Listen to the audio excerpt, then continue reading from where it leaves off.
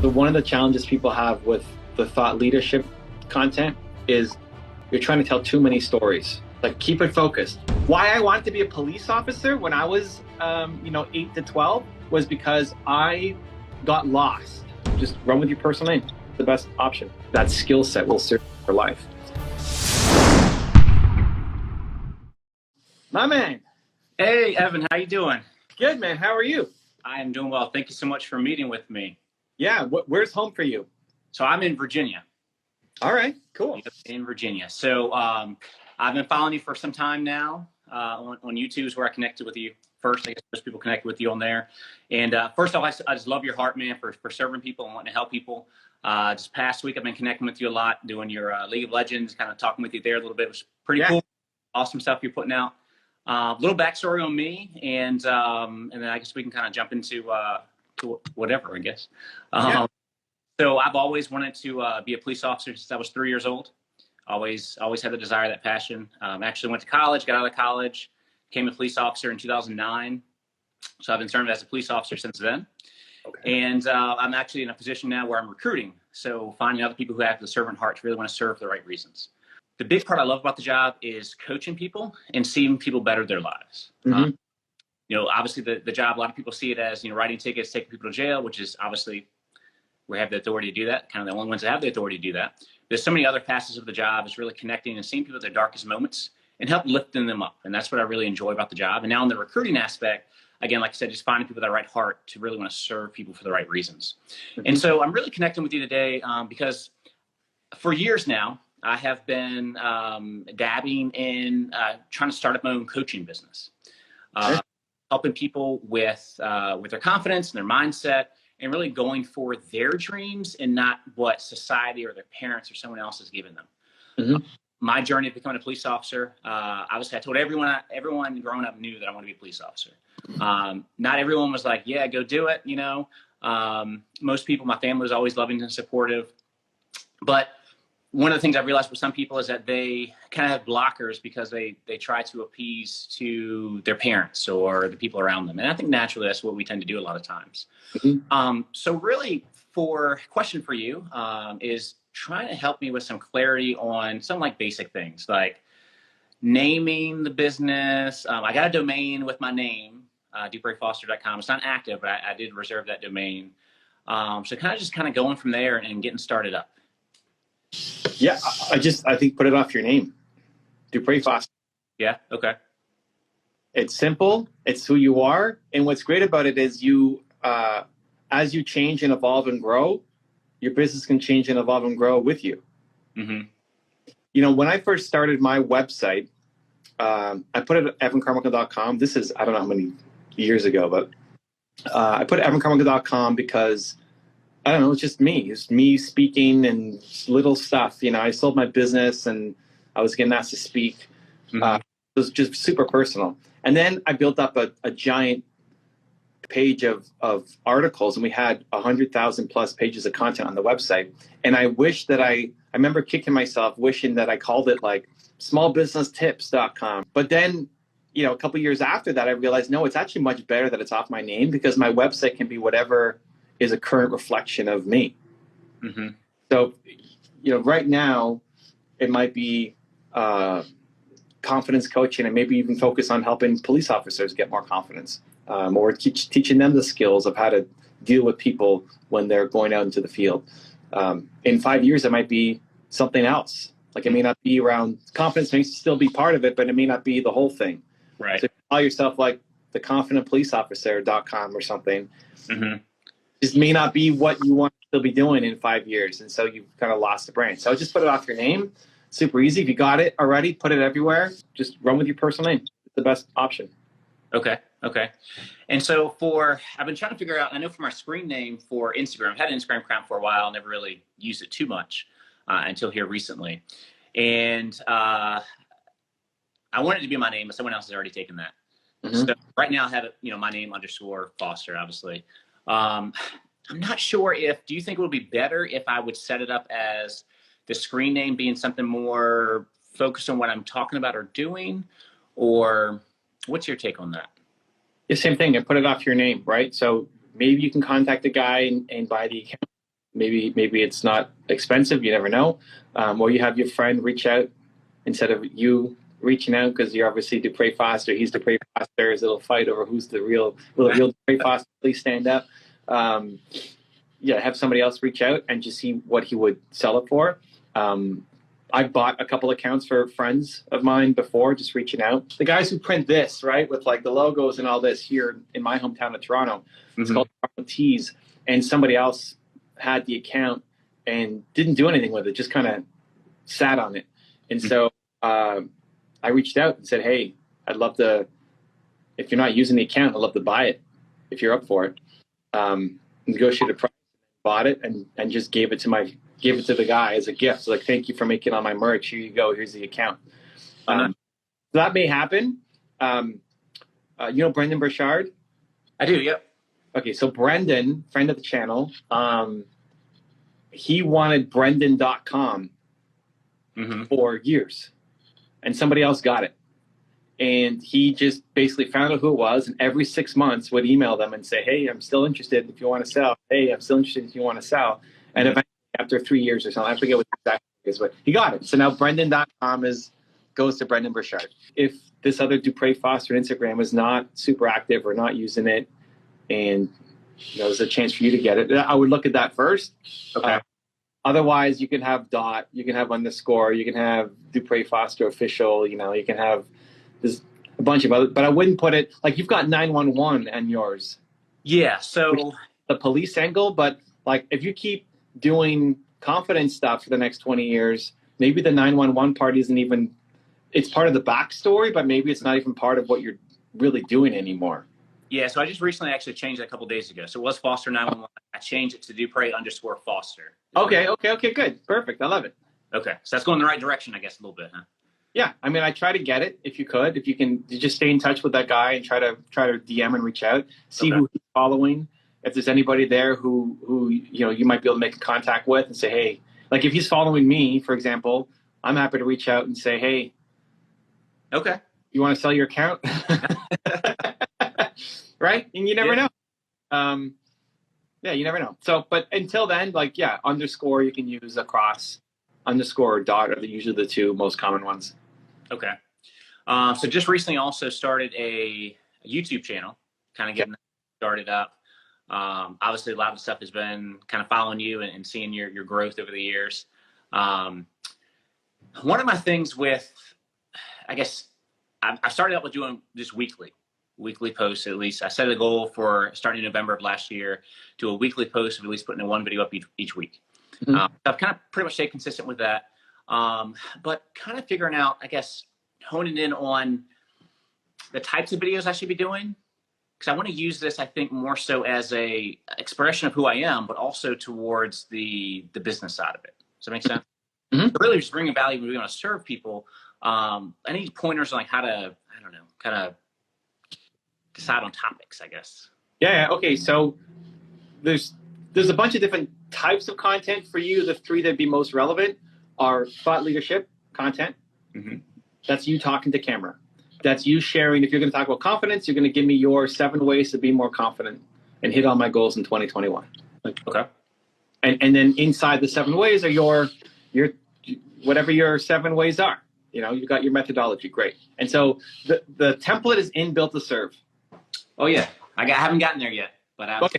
So I know you're in the Readers Club with Zane, so you'll get there. Follow the template. It's called the Perfect Thought Leadership Template, and it teaches you how to make a great thought leadership video. And Zane will coach you through it too afterwards, inside the Readers Group and all that. But that's one style of content that you should be doing 1 video a week of that. I know that's maybe a couple weeks ahead for where you're at, but even if you want to skip ahead just to see the template, okay, and then just try to follow it, and then when you catch up and get there, you'll have a lot more knowledge, and Zane can give you more insight into it, so it's more rich. I would skip ahead just to see the template and try to practice it, even if it may not fully make sense because you're skipping ahead in the book, but it's worth it to start. That's a muscle that you just got to start developing and practicing. 2 would be interviews. So who can you interview on your channel that you can then turn into a video. Like you could take this video, download it, turn it into a YouTube video. Okay. Right? Like I do this every day, so we don't take every video and turn it into something. But when I go live on Instagram, some of our videos turn it into YouTube videos. You just have to turn it, like we're like this right now, and YouTube's like this. So you just have to put you on one side and me on the other instead of us on top of each other, right? Pretty simple editing. Or whatever. You want to learn that, just release it as a vertical video, All right.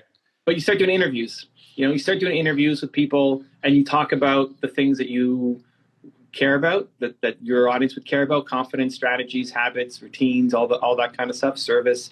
Mm-hmm. And then you look at who, once you get a guest, like if you take this video and put it to your YouTube channel as an interview, you then look at anybody who's following me. Mm-hmm. And we've got a couple 100,000 people follow me on Instagram. You look at anybody in there who's interesting to you, and then you DM them and say, hey, we had Evan Carmichael on. Do you want to come on? Okay. And they know me because they're following me, right? I mean, other people may not know who I am, right. But other people will. So you continue to use that strategy to get other people on your show. Okay.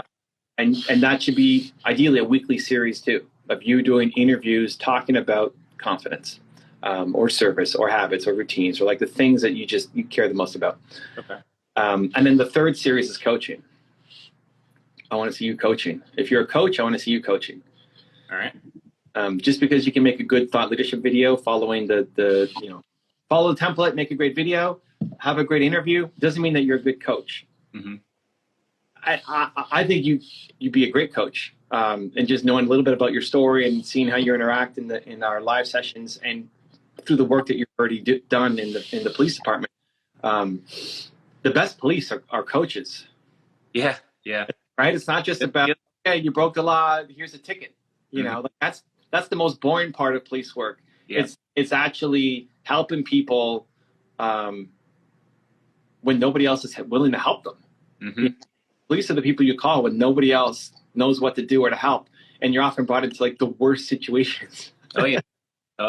Why I wanted to be a police officer when I was 8 to 12 was because I got lost when I was a kid. I was like 6, 7 years old. I got lost. Uh-huh.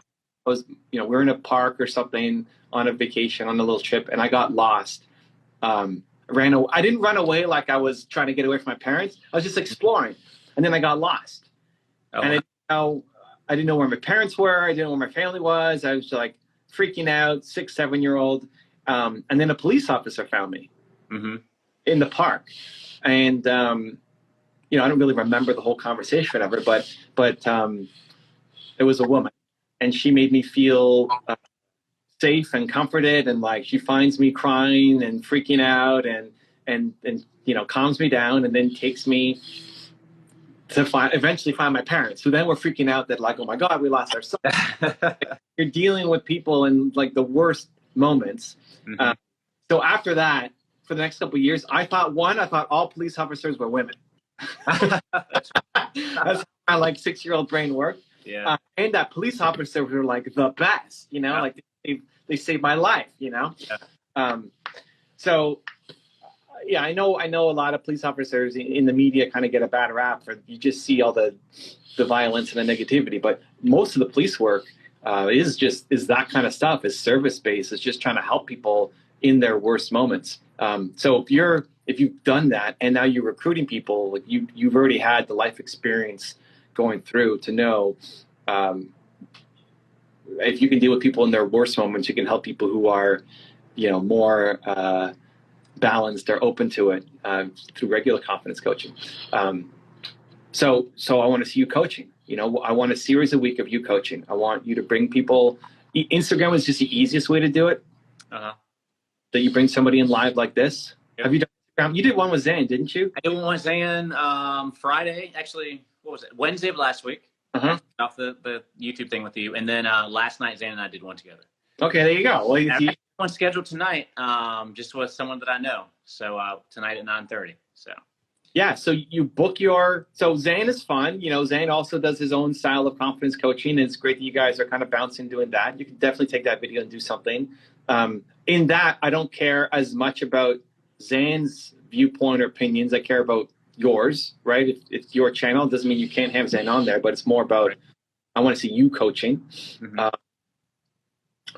And then I'd start the book. Like I'd keep, that's a Monday show with Zane, right? Yep. Yeah. So I'd keep the Monday show with Zane, and then I'd have my own show. Yeah. Whatever works, Wednesday, Thursday, Friday, like you pick your schedule, or Tuesdays, and you book people in who want help. Not just a conversation, right. but who want help. It's like, hey, I can help you with your confidence. I do free coaching on Instagram that turns YouTube videos that hopefully can inspire some people as well. And so if it's free, then it's public. And if it's private, then it's paid. So some people like this guy. This Dupre guy, I've never heard of him, but he's speaking to me, you know, like as he's coaching that person, I see myself in them. I want to talk to him, but I don't want it to be Instagram or YouTube. Hey, Dupre, can I hire you? Do you have a service? Right? I say, yeah. Right. So that's how you start to build it into a business. So if it's public, then it's free. And if it's private, then it's paid. Now you start getting paid to be a coach. So it's getting a roster of people to come in who need help, who want your feedback. And you just start booking those yourself. Okay. So anybody, I know your account is kind of just getting started, but anybody who does follow you on Instagram, anybody who does like or comment on any of your posts, anybody who maybe joins in on Zane's live stream, right? You message them and say, hey, if you want to join me for free live, I'll help you with whatever you need help with next Thursday at 8 p.m., whatever works, right? Yeah, and then you start booking your first guests. And then eventually it just takes over, right? Like if you didn't join live here, we booked this, right, in advance. But if you didn't join here, there's a whole bunch of people who want to join in live and ask questions, right? So, but at the beginning, even me, I booked my own first 5 people for my Instagram show. I gotcha. Okay. So you book your first, right? And if they're friends, if there's anybody on an email list, if it's people, even if you think about in the force that you've trained or helped or any of that stuff, people who would be willing to come on to where it's a genuine coaching session, is a good chance for you to show off your coaching chops and the value. The fourth one I'd add in actually maybe for you to think about is mentoring. Okay. And this is the difference for me between mentoring and coaching is that coaching is a one-off. The coaching, when you bring somebody in like this, right? I may not see you again on Instagram Live, you know, like tomorrow somebody else and the next day somebody else and I'll see you on YouTube. This is coaching. The mentoring is if there's somebody who you really jive with, who is just, when you start coaching, I'm sure you've already seen it in the department, where you've got some people just, they love hearing from you. They love your feedback. You love them because you know they go and take action on the things that you say. And it's so rewarding. Like the biggest reward for a mentor is to see the mentee actually do something, right? Not just listen and then walk away. But it's like, no, they did the thing. You told them to do that. It was scary. They did it. And then they came back and said, Dupre, I did it. Next. And so that's more mentoring. That could be a show where you have the same person coming back either every week or every 2 weeks or every month. And you're now helping them get to the next level. Right? Yeah, so I'd love to see that consistent content coming out of you more often. It doesn't have to take a ton of time, right? Especially in a live setting. You know, a 25-minute call is a 25-minute show. The thought leadership template is more work. You know, it's more work, but worth it. I mean, the ability to deliver a concise message in front of the camera will serve you for life. Whether, you know, in 10 years YouTube's here or not, it's going to, that skill set will serve you for life. So it's worth developing. The coaching is usually the easiest spot because you already know how to coach. Right. You already know how to help people. Yeah. You may not be a star yet when you turn on the camera and the lights are there and you're kind of memorizing a message, but for coaching, you know what you're doing. So while you're developing the thought leadership muscle, you're leaning into what you're already great at, which is coaching, which will be the start of your business anyway. Coaching. Right. Like that's the easiest starting point. People pay you for coaching. Okay. Yeah, that's one of the things I draw from too is like as a kid, I was super shy. Teachers used to send notes home to my parents that I need to talk more and those types of things. Terrified of public speaking. And so I see in my life and how it's changed over the years. A lot of people see me now as a recruiter, and it's like, well, it's a journey. Like everyone starts somewhere. And with me, there's a lot of like challenges that I had to overcome and kind of grow through. And so really just putting that back out there for people, because I think sometimes, a lot of times we see people in the exterior. It looks like they have it going on, everything's put together, but everyone has a story that we may not know about, or a challenge, something they've grown through. So really just putting that out there for other people to understand that, hey, you can do it too. It just takes some work. So. Yeah, and mixing your story into all the content is super helpful. The key part is figuring out what part of the story you bring into which piece of content. Okay. So one of the challenges people have with the thought leadership content is you're trying to tell too many stories. Like, keep it focused. This video is about confidence. So I need your best confidence story. Okay. I don't need everything. If people have a hard time narrowing it down, you have so much information. It's great, but that's a different video. And that one is a different video. Instead of trying to mush them all into one, and then it doesn't hit home as hard. Makes sense. Your confidence video, you have your go-to confidence story. And your shy video, you have your go-to shy story. Your public speak, like how to be a public speaker, or how to get over your fear of public speaking. That's a video. That's its own video. Yeah. And then you have a story. I'm sure you got like 8 stories at least. Public speaking, and the first time you had to go and do public speaking, or maybe you're even nervous for this before going live here, and and what did you do? Right? It's not just what happened in the past; it's also what's happening now. Right? Like what are you up against? Where are you struggling? And how can people learn from it? Because I think confidence is the willingness to go and do the thing that you're afraid to do. Yeah. So it's not just showing how you used to be nervous and shy and did it, but right now, like whatever right now you're nervous or afraid to do, letting people in to say, guys, I'm super scared about doing this thing. I don't know if it's going to work out or not. I'm going to make a thought leadership video on YouTube, and it's probably going to suck. You know, my first one. But you know what? I'm gonna post it anyway to show. This guy's so pissed at Zen for deleting his videos. Because like, don't delete. What's the message, right? Only put out perfect stuff. No, like I want to see the journey. Right. Show you being nervous making a video, then go make the video, then go watch it back and see how much you cringe watching yourself back, right? Yeah. And then go make a better one tomorrow. To see the journey, right? I want to look back and see where you started and how. So anyway, you've already done a lot and you can have that experience, but I think the vulnerability of sharing what you're currently struggling with and how you're currently suffering, and what you're currently worried about, and then the willingness to go and do it anyway, is going to be an inspiration to people to want to follow you and say, hey, if Dupre's willing to go for that crazy thing, I can go do my thing too. That's good. I like that. Cool. Hey, last thing. So real quick, back to the business name part. I know DupreFoster.com, I have that domain. For the actual business name, would I just Dupre Foster would be the business name? Is that what you're saying?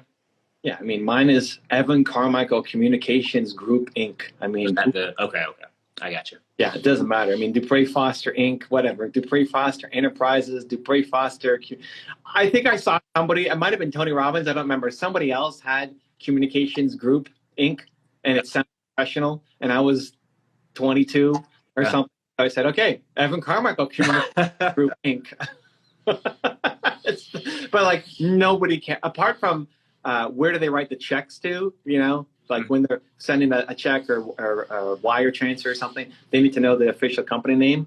But otherwise, nobody cares what the name is. Yeah. Cool. If you want another awesome video in our Black Excellence series, check out the video right there next to me. I think you'll enjoy it. Continue to believe, and I'll see you there.